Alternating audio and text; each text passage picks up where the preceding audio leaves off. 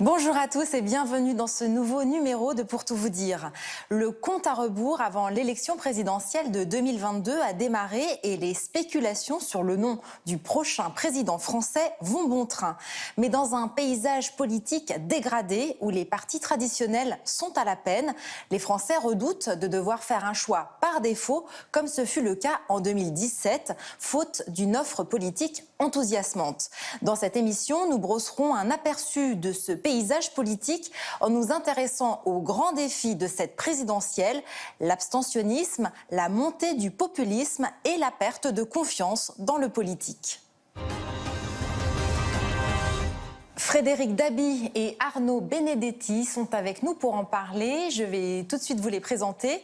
Et puis, nous aborderons la question de la radicalité dans le débat politique actuel avec Jonathan Curiel, qui va nous parler de son analyse autour d'une société hystérisée, comme il l'appelle. Bonjour Frédéric Dabi. Bonjour. Et bonjour Arnaud Benedetti. Bonjour. Et merci de nous avoir fait le plaisir de venir sur notre plateau. Frédéric Dabi, vous êtes directeur général de l'Institut de sondage l'IFOP et directeur du pôle opinion et stratégie d'entreprise de l'IFOP depuis 2011.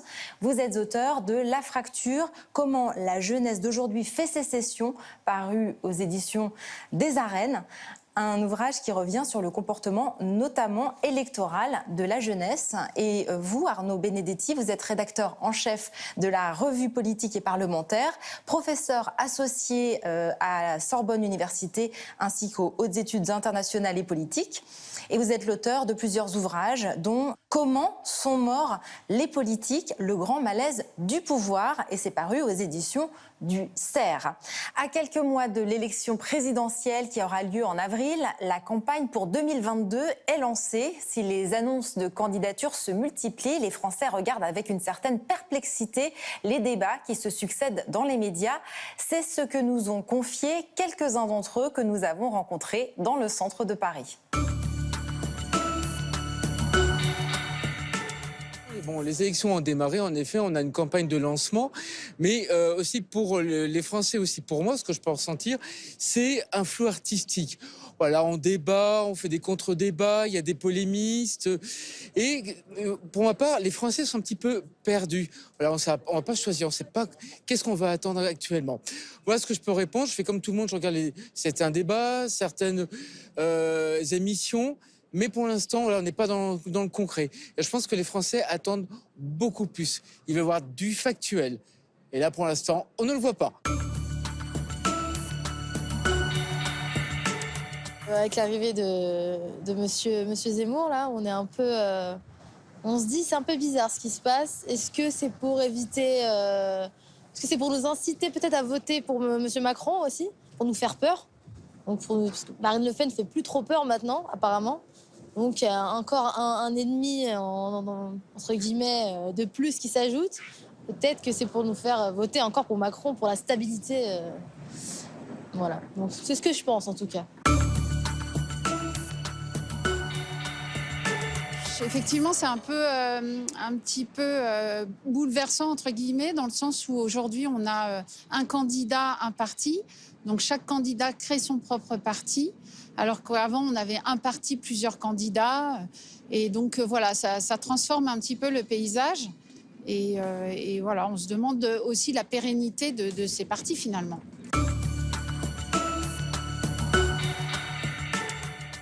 Je regarde ce qui arrive, les débats surtout, même s'ils sont plutôt stériles. Mais il faut quand même s'y intéresser. Et pourquoi vous les trouvez stériles ? C'est surtout un concours d'ego et je trouve que bien que les faits sont pas tellement présents, c'est surtout du superficiel, c'est pas tellement du concret. Sans nommer les gens, on sait qui c'est qui domine la sphère médiatique. Je pense que nous sommes dans une nouvelle ère, peut-être de la politique 2.0, dans l'immédiateté du discours, et puis on oublie. Mais s'occuper réellement des problèmes économiques ou bien des problèmes tout simplement des citoyens français, on passe outre. Mais bon, après, en fait, on revient à la réelle capacité des hommes politiques en France à s'occuper réellement la capacité qu'ils ont à régler les problèmes. Étant donné que nous sommes dans une mondialisation interconnectée, c'est le marché qui décide. Et on a très peu de pouvoir sur le marché en France, comme partout dans le monde.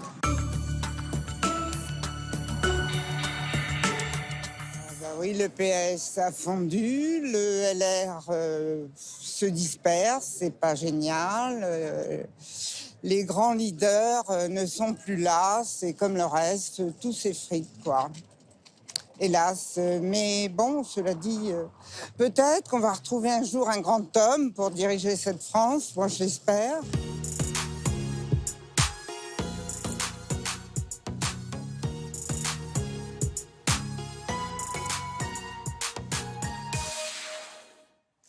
Alors ces témoignages sont assez parlants, hein. On entend des mots comme perdu, flou artistique, concours d'ego, superficiel, tout s'effrite. Alors c'est un micro-trottoir, ça n'a rien à voir avec un sondage représentatif de la population, mais ça montre quand même une certaine forme de désarroi en ces premiers temps de campagne présidentielle.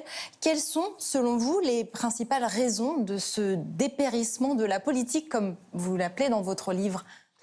Écoutez, il y a une des personnes interrogées qui a donné un certain nombre d'indications sur ce dépérissement de la politique. Le fait que nous soyons aujourd'hui dans des sociétés qui se sont mondialisées, où finalement, à côté des pouvoirs politiques traditionnels des États-nations, surgissent d'autres formes d'organisation, soit supra-étatiques, soit interétatiques, soit parfois transétatiques, font que une grande partie des opinions publiques, notamment dans des pays où l'État-nation jouait un rôle très fort, comme c'était le cas en France, ont le sentiment que le pouvoir ne maîtrise plus les événements et ne peut plus répondre finalement aux problèmes concrets qui sont ceux des citoyennes et des citoyens. Donc il y a une forme de sentiment de dislocation du pouvoir politique qui explique aujourd'hui le fait qu'un certain nombre, en effet, d'électrices et d'électeurs ne vont plus voter, ou que les grands partis de masse, qui étaient les partis de masse que l'on a connus, alors un peu moins en France, mais dans d'autres pays, en tout cas en Europe, ont une déperdition de militants. Frédéric Dabi, vous voulez réagir aussi sur ce petit micro-trottoir qu'on vient de voir? Oui, il y a deux choses qui m'ont frappé. Premièrement, les politiques, les médias, les réseaux sociaux sont beaucoup plus entrés en campagne que les Français eux-mêmes, hein, qui sont dans l'expectative, qui ne sont pas prêts, qui ne connaissent pas l'offre, qui s'y intéressent doucement. Donc il y a ce décalage-là. Plus fort qu'il y a 5 ans, parce qu'il y a 5 ans, à la même époque, il y avait la primaire de droite, la future primaire PS, qui, je dis, avait déjà suscité un fort intérêt. On avait un intérêt pour la campagne présidentielle de 60% en 2016. Il n'est là, dans une enquête IFOP fiduciaire pour Paris Match et Sud Radio, que de 44%. Deuxièmement, ce qui est, et Arnaud Benedetti l'a bien dit, c'est la question sur l'utilité du vote. Dans mon livre, je montre que chez les jeunes, il y a une logique de vanité du vote. Voter, c'est vain. Voter, ça ne sert plus à rien, parce que les politiques ne sont plus capables de peser sur le cours des choses. Comme et le dit une des personnes, c'est le marché qui décide. Exactement, c'est vraiment le sentiment que les politiques n'ont plus la main, ce qui, même si la présidentielle, c'est spécial, c'est l'élection matrice, c'est l'élection où les Français votent le plus, même cette élection est, si je puis dire, contaminée par une abstention. C'était encore 22% en 2017 et ça s'annonce malheureusement peut-être supérieur pour 2022. Alors, quels sont les thèmes abordés en ce début de campagne dans les médias?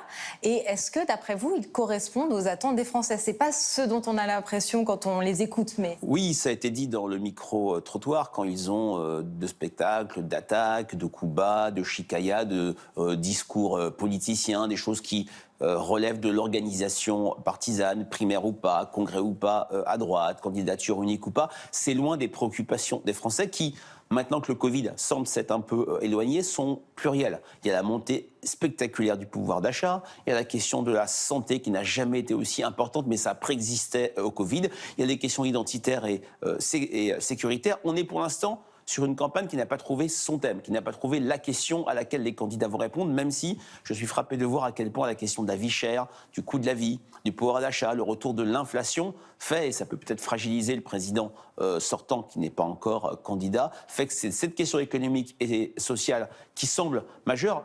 Quelle mutation, quel contexte glissant. Il y a encore 6 semaines, on n'en parlait absolument pas.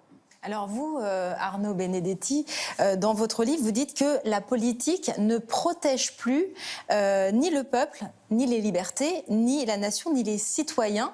Et c'est la raison pour laquelle, d'après vous, donc, on se désintéresse de la politique en France. Comment vous expliquez Alors, ça? juste pour rebondir sur ce que disait Frédéric Dabi, il y a quand même une spécificité française de la désaffection. La France est un pays qui a fait du politique le centre de sa vie sociale, parce qu'on investissait justement le politique d'une capacité à protéger ou à transformer la vie. C'était, vous savez, le slogan des socialistes en 1981. Cette réalité, aujourd'hui, c'est totalement dissoute pour un grand nombre de nos compatriotes. Alors, il y a une raison aussi qui explique finalement la désaffection et la démonétisation du vote qui est liée finalement à l'histoire politique française récente. Une raison qui est peut-être insuffisamment mise en avant, mais moi que je mets en avant dans mon ouvrage, c'est notamment le référendum de 2005. Le fait que le référendum de 2005, où vous avez quand même une majorité de Français qui décident de dire non au projet de traité constitutionnel qui est rétabli de fait par le traité de Lisbonne 3 ans plus tard, eh bien, quelque part donne le sentiment à beaucoup de nos concitoyens que finalement le fait d'exercer son droit électoral ne sert à rien puisque, in fine, les dirigeants décident d'outrepasser le résultat d'un vote. Donc cet aspect-là, très spécifique à l'histoire politique récente française, pèse certainement aussi de manière très forte dans les comportements électoraux. Ensuite, pour en revenir à votre question, en effet, ce qui aujourd'hui apparaît, et je pense que ça sera d'ailleurs une des problématiques essentielles de la future campagne présidentielle, c'est la question de la protection.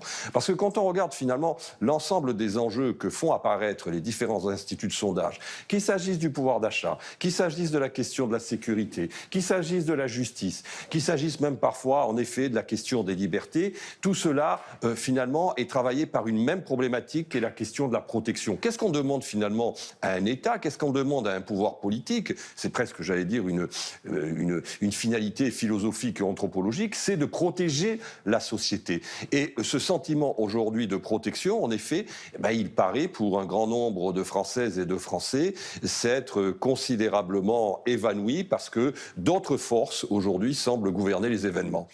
Alors on va revenir maintenant sur l'abstention qu'on appelle depuis quelques années souvent la grande gagnante de l'élection en France.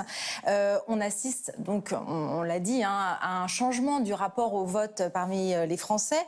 Est-ce que, Frédéric Dabi, vous pourriez nous en dire plus sur cette tendance qui, on pourrait s'en douter, risque de se poursuivre pour la prochaine échéance présidentielle? Oui, je rebondis sur ce qu'a dit Arnaud Benedetti, qui est très juste. 2005 est un véritable tournant, et je l'associe à aussi l'élection suivante. 2007, participation massive, candidats de renouvellement, de rupture, Nicolas Sarkozy, Ségolène Royal, François Bayrou, abstention très faible, participation très forte. Les candidats, ces 3 candidats font 3/4 à eux 3. À partir de là, et la déception que chacun dans son genre a pu créer, il n'y a pas eu une élection où on a plus voté que l'élection de référence précédente, sauf les régionales de 2015, post-attentat, où il y avait une sorte de réflexe civique. Donc on est dans un cycle abstentionniste qui est vraiment entamé à ce moment-là, qui s'est considérablement accéléré depuis le début du quinquennat d'Emmanuel Macron, pas de la faute du président élu, mais sans doute de cette présidentielle de 2017 qui a été un moment où la bipolarisation s'est complètement effondrée,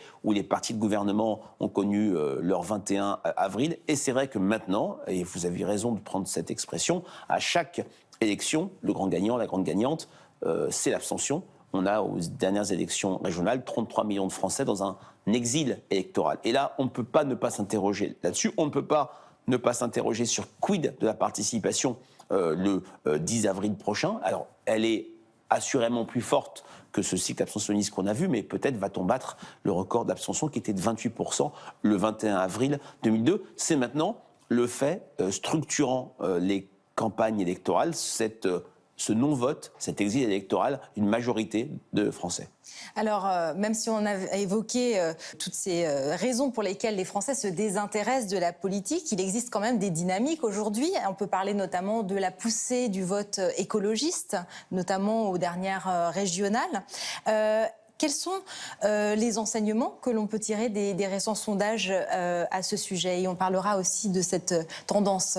Alors, ils ne mettent pas les écologistes et la gauche de manière générale à la fête, puisque toutes les enquêtes, et il faut les regarder de manière globale, sans les voir comme une prédiction ni une prophétie, donnent un total des intentions de vote en faveur de la gauche à un niveau historiquement bas. Ça ne s'est jamais vu. On est entre 25 et 26%. Même en 2007, c'était 31%.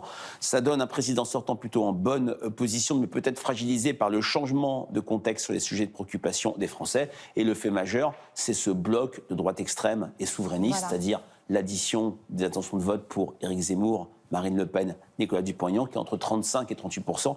C'est du jamais vu avec cette dynamique, mais ce n'est pas le sujet peut-être du jour, d'Éric Zemmour. Première fois qu'une personne qui n'était pas candidate, qui n'est pas candidate encore aujourd'hui, qui n'est pas issue du sérail, connaît une telle dynamique et une capacité à percer dans l'électorat Qui de n'est pas droite candidat, et mais qui d'extrême droite. plane sur cette Oh campagne. oui, comme un spectre, oui. Voilà, alors justement, est-ce que vous pourriez revenir, Arnaud Benedetti, sur les dynamiques en présence? J'ai cité les écologistes, mais est-ce que vous avez d'autres éléments à Ce qui est ajouter? intéressant surtout, je pense, d'analyser, je parle sous le contrôle d'un sondeur, c'est les dynamiques sociales. C'est-à-dire qu'en fait, ce à quoi on assiste, c'est que les sociologies qui sont les plus gagnantes de la mondialisation, de fait, continuent à voter. C'est-à-dire qu'elles n'hésitent pas à aller, disons, poser leur bulletin de vote dans l'urne. C'est la raison pour laquelle, finalement, les écologistes ont fait de bons scores lors des élections municipales, et la raison vraisemblablement pour laquelle, aujourd'hui, Emmanuel Macron continue à bénéficier d'un socle, en tout cas en termes d'intention de vote, qui est assez, qui est même plus important que celui qu'il a obtenu au premier tour de l'élection présidentielle de 2017. Le deuxième phénomène, presque mécanique si je puis dire, en creux, c'est le fait qu'en effet, les classes populaires et une partie des classes moyennes, aujourd'hui, boudent les urnes et boudent les bureaux de vote. Et on voit bien que là, il y a une bataille qui est en train, en effet, de se jouer, notamment du côté de la droite et de la droite extrême, entre Éric Zemmour et Marine Le Pen, pour essayer de reconquérir ces classes populaires. Le troisième phénomène, qui, à mon sens, est tout à fait d'ailleurs lié aux deux précédents, c'est qu'on a un champ politique aujourd'hui qui est extrêmement éclaté.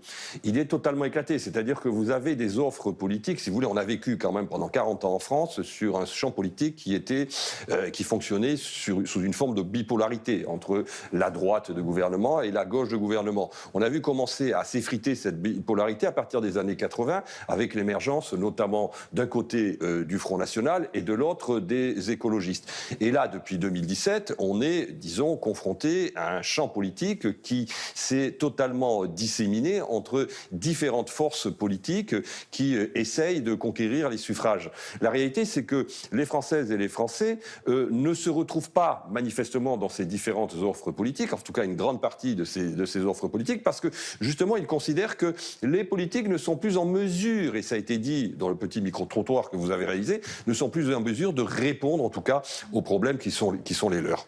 C'est un contexte qui est, d'une certaine manière, favorable à l'actuel président Emmanuel Macron, qui se place, on l'a vu ces derniers temps, un petit peu au-dessus de la masse. Il est fort aujourd'hui de cette carrure présidentielle, bien sûr, acquise durant son mandat.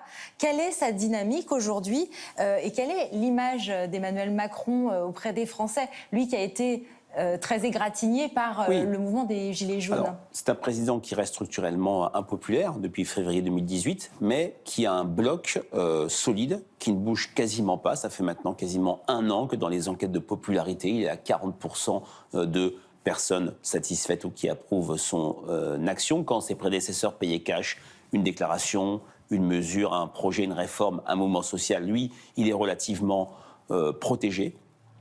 Ça a été bien dit par Arnaud Benedetti. Il a aussi une sociologie électorale qui est plutôt mobilisée. C'est la France qui va plutôt bien, sans être dans les caricatures, et qui va plus voter que la moyenne. Mais je suis frappé de voir deux choses. Ça a été dit également, c'est le premier président, depuis François Mitterrand, qui 6 mois avant la présidentielle a un socle d'intention de vote égal ou au moins supérieur à son score réel. Jamais Nicolas Sarkozy n'avait obtenu ses 31% après sa victoire. Jamais François Hollande n'avait réédité son score du premier tour de l'élection présidentielle de 2012.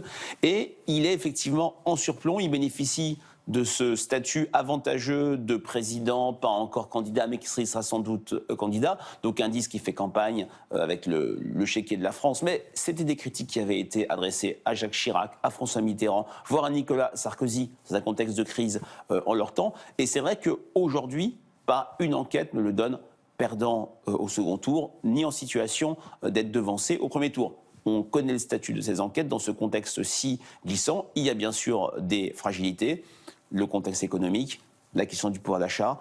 Le sentiment aussi, malgré tout, qu'il a une image qui est parfois un peu giscardisée, dans la mesure où... Qu'est-ce que ça veut dire? Giscardisée, c'est le but, c'est le fait qu'on ait le sentiment qu'il est un peu déconnecté des réalités quotidiennes que vivent les Français. Il y a son manie de faire des petites phrases. Il n'est pas réélu, loin de là, mais c'est vrai qu'après un quinquennat si compliqué, qu'il soit en pole position, c'est déjà un résultat assez impressionnant. Nous allons poursuivre cette conversation, mais je vous propose d'accueillir maintenant Jonathan Curiel. Bonjour Jonathan Curiel. Bonjour. Et merci de nous rejoindre dans cette émission.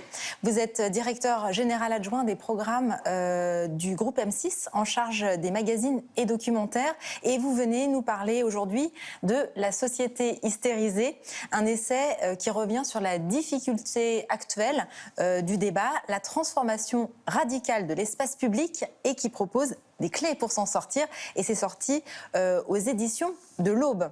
Alors, on évoquait à l'instant le désintérêt des Français pour la politique.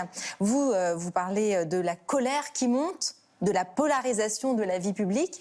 Selon vous, cette hystérisation s'applique également à la classe politique ?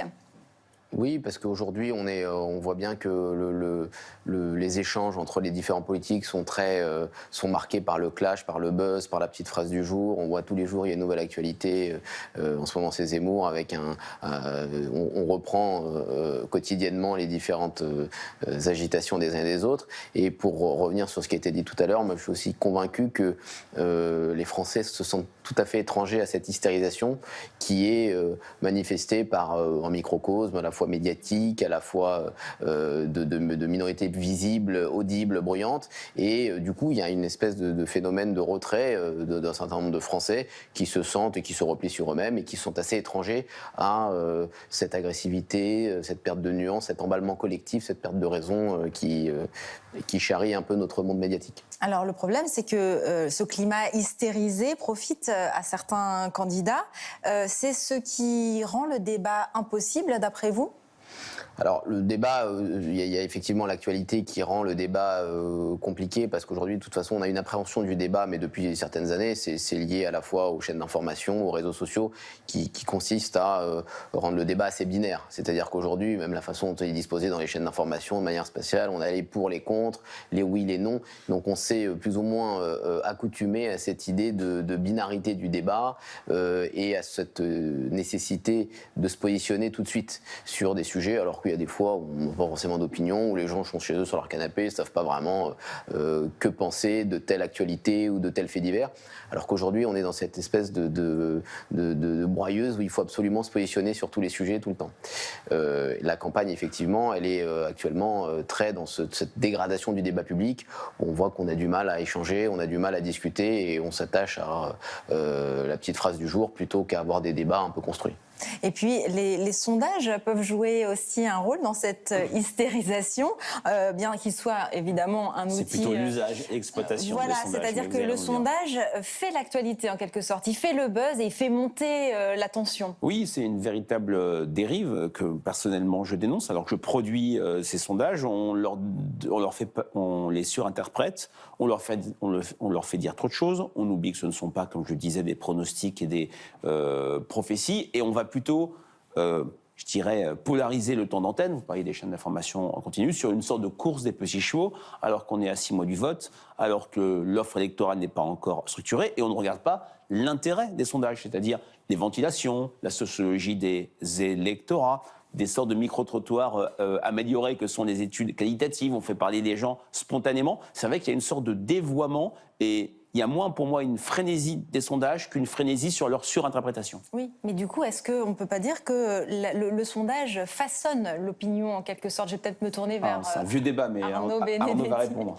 Oui, c'est un vieux débat. En fait, le sondage, il y a deux choses. C'est une photographie à un instant T. C'est vrai qu'on se concentre uniquement sur le chiffre et c'est ce qui est repris essentiellement dans les médias.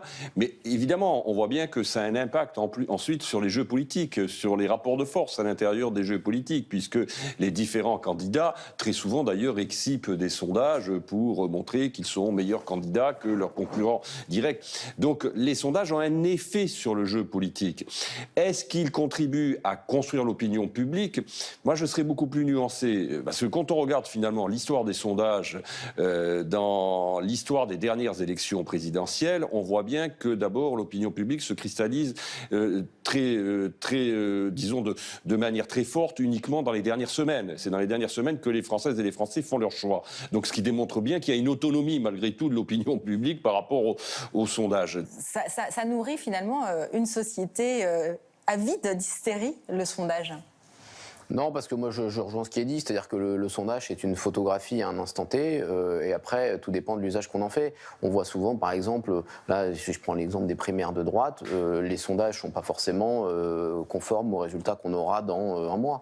Donc il y a aussi ce travail de la primaire, je ne vais pas spécialement partir dans une primaire ou pas, mais la primaire fait que les gens discutent entre eux, qu'il y a plusieurs débats, que les gens peuvent se faire un avis sur le temps long, plutôt qu'avec un sondage, et souvent les sondages sont démentis dans ce genre de moment de discussion démocratique. Alors, il y a aussi le rôle d'Internet dans cette hystérie de la société qu'il faut peut-être souligner, en particulier les réseaux sociaux et la colère, mais aussi les biais que cela génère.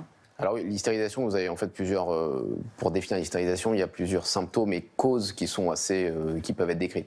Il y a, c'est un peu la tarte à la crème, mais les réseaux sociaux dont on parle tout le temps, qui sont un point de bascule assez majeur dans le fait que les gens chassent en meute, se planquent derrière leur écran de manière anonyme, soient soumis à ce qu'on appelle les bulles cognitives, on l'a dit 1000 fois, mais c'est majeur, c'est-à-dire que vous recevez que des informations qui vous concernent et qui vous confortent dans votre propre opinion. Ça, c'est un biais cognitif qui s'appelle le biais de confirmation. Vous n'avez pas envie d'être dérangé par des opinions qui ne sont pas les vôtres. Et à l'inverse, vous recevez des opinions qui sont très différentes et qui peuvent vous rebuter par rapport à ce que vous pensez. Donc vous êtes enfermé dans un schéma qui fait que vous ne recevez que des informations qui vous concernent et des informations qui vous énervent.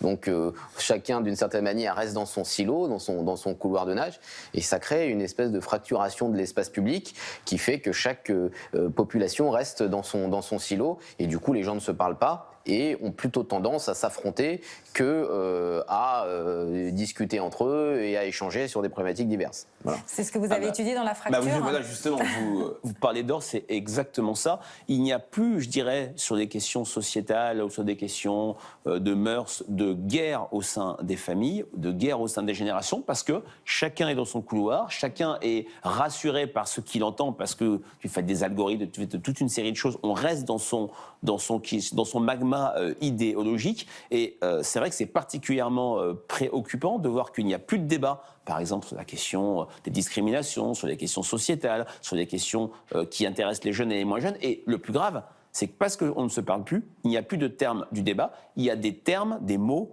derrière lesquels les jeunes et les moins jeunes mettent des définitions différentes. Je pense aux discriminations, d'État ou pas, je pense bien sûr au principe laïque, à la laïcité. Oui, absolument. On me faisait la réflexion, c'est vrai qu'il y a une exception à ça, où ce débat intergénérationnel, ça a été le vaccin. Oui, c'est-à-dire que c'est le seul exemple où vous aviez des réunions de famille où les gens, parents, grands-parents... Parce que ça touche le quotidiien, ça touche la vie. Ont débattu du sujet, avaient je veux dire, échangé entre eux sur ce sujet-là, et de manière assez ouverte et même clivée. Alors, la campagne présidentielle a commencé de manière assez prématurée. Ça fait déjà 6 mois qu'on en parle. Est-ce qu'il n'y a pas une obsession en France, et là aussi peut-être une forme d'hystérie, autour de la présidentielle, d'après vous, Jonathan Curiel ? Une obsession, non, mais c'est l'élection importante pour les gens qui se donnent rendez-vous tous les 5 ans, qui démarre assez tôt, avec des sondages. Donc, et puis, il y a toujours une culture un peu de l'élection présidentielle en France, plus que d'autres élections. Enfin, mais, on en a parlé tout à l'heure. Vous voulez réagir là-dessus Non, mais de toute façon, c'est l'élection reine de la vie politique française. Sauf que ce qui, aujourd'hui, peut-être la rend encore plus prégnante dans le paysage politique, c'est qu'on est sur un quinquennat et qu'on n'est plus sur un septennat. Et qu'il y a eu une accélération du temps politique qui fait que quasiment dès le lendemain du second tour de l'élection présidentielle, on se retrouve presque en pré-campagne. Alors j'exagère, je caricature, mais on voit que déjà un certain nombre de candidats, avant que 2022 ait eu lieu, se positionnent déjà dans la perspective de 2027. Jonathan Curiel, je vous laisse réagir, ce sera le mot de la fin. Oui, je suis tout à fait d'accord avec ça. Et je voulais juste revenir sur ce qui était dit quand j'étais dans la première partie, sur le pouvoir d'achat. Moi, dans mon activité quotidienne de médiatique, de gestion de magazines, documentaires, etc., le pouvoir d'achat, dès qu'on fait du pouvoir d'achat dans les sujets, les audiences montent en flèche. Donc, il ne faut pas non plus se tromper de sujet. Là, on voit depuis 2-3 semaines, ça peut être des émissions comme Capital ou d'autres types de magazines. On en a fait un ce week-end, on a fait un score stratosphérique et on voyait bien que le sujet c'était le pouvoir d'achat, le discount, etc. Donc, ça va être l'élément majeur de l'élection et nous on le voit très bien dans nos activités de sujets, reportages et autres. Et la protection, la sécurité sans doute, dont vous parliez tout à l'heure. Merci à tous les trois d'être venus dans Pour tout vous dire. Jonathan Curiel, Arnaud Benedetti et Frédéric Dabi. Merci à vous de nous avoir suivis. Je vous retrouve très bientôt dans un prochain numéro de Pour tout vous dire.